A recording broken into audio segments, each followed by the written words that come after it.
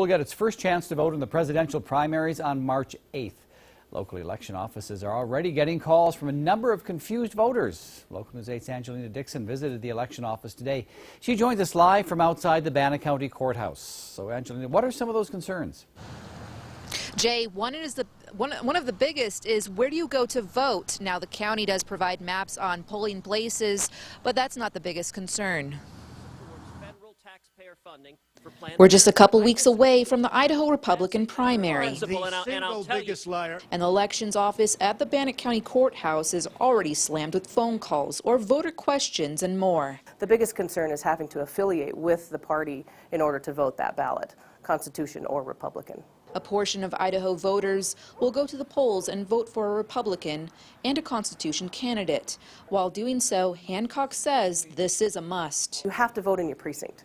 So if you live in Precinct 1, you have to go to that polling place to vote. So you can't just pick a random polling place and go there to vote. You have to be listed in that poll book for that precinct. It's very important that people vote in the correct precinct.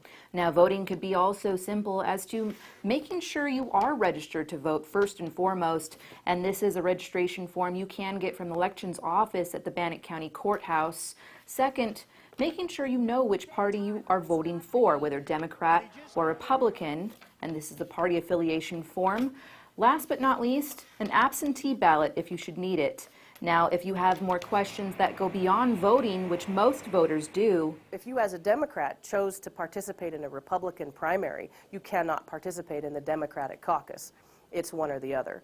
That might be the ultimate question for the presidential election year, or why you should even vote in the first place. The more we can educate the voters, the better off we are, and then there's less confusion, and more people will come to the polls as a result of that.